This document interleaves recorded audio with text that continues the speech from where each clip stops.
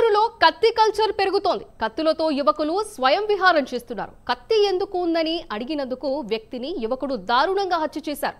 6 నెలల వ్యవధిలో 15కు పైగా హత్యలు చేసుకుంటున్నట్టు మొన్న రాత్రి గంటల వ్యవధిలోనే 2 హత్యలు జరిగాయి. దీంతో తనిఖీలను పోలీసులు ముమ్మరం చేశారు. 18 మంది యువకులను అరెస్ట్ చేశారు. యువకుల దగ్గర కత్తులు ఉన్నట్లు గుర్తించారు.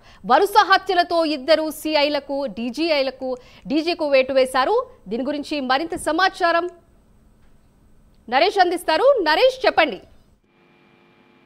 రైట్, మొత్తానికి నెల్లూరులో కత్తి కల్చర్ ప్రస్తుతం అందరినీ భయభ్రాంతికి గురి చేస్తుంది.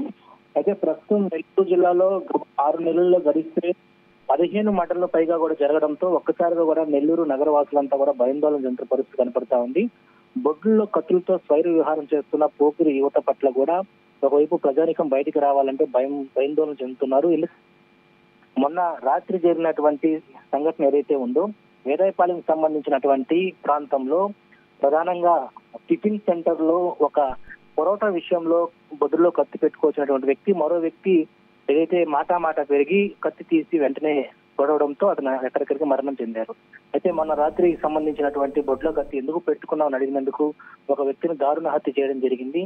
6-7 నెలల కాలంలో దాదాపు 15 పైగా కూడా నెల్లూరులో హత్యలు జరిగాయి. మొన్న రాత్రి గంటల వ్యవధిలో 2 హత్యలు జరగడం, అంటే ఒకటి వేదాయపాలెంకు సంబంధించినటువంటి పిస్టన్ పోలీస్ స్టేషన్ పరిధిలో జరిగితే మరొకటి అదే విధంగా 1 టౌన్ పోలీస్ స్టేషన్ పరిధిలో మరో హత్య జరిగింది. రాత్రి వాహనాలు తనిఖీలు చేశారు పోలీసులు. దీని మీద సీరియస్ గా డీజీపీ యాక్షన్ తీసుకోవడంతో నిన్న రాత్రి దాదాపు నగరంలో ఉన్నటువంటి అన్ని ప్రాంతాల్లో పోలీసు తనిఖీలు చేయగా దాదాపు 18 మంది యువకులు బొడ్డులో కత్తులు గుర్తించినటువంటి పోలీసులు కంగుతున్నారు. అంటే ప్రతిరోజు కూడా ఇక్కడ ఏదో విధంగా హల్చల్ చేస్తున్నటువంటి పోకిరులు దాదాపు బొడ్డులో కత్తులు పెట్టుకోవడం, ఏదైతే ఘర్షణ జరిగితే ఆ టైంలో వాళ్ళందరినీ కూడా ఘర్షణ వాతావరణం గురి చేయడం వీళ్ళ యొక్క పని. అయితే ప్రస్తుతం పోలీసులు వాళ్ళందరినీ కూడా అదుపులో తీసుకున్నారు. వరుస హత్యల నేపథ్యంలో ప్రస్తుతం డీజీపీ సీరియస్ తీసుకోవడంతో 2 సిఐలపై కూడా బదిలీ వేటు వేశారు.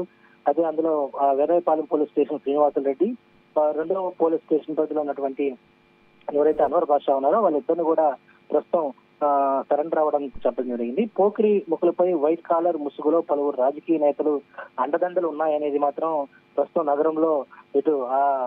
నగరంలో ఒక హల్చల్ చేస్తా ఉంది. ఏమి చేయలేకపోతున్నటువంటి నెల్లూరు పోలీసులు మొత్తానికి భయాందోళనలో నగరవాసులతో బయటికి రాలేకపోతున్నారు. 9 దాటితే పోకిరి చేష్టాలు చేస్తున్నటువంటి యువకులు దాదాపు కూడా నగరవాసులను భయబంధులకు గురి చేస్తున్న పరిస్థితి. వీటి మీద ఎలాంటి శాంతి భద్రత లోపం పట్ల పోలీసులు ఎలా యాక్షన్ తీసుకోబోతారో మనం వేచి చూడాల్సిన పరిస్థితి ఉంది.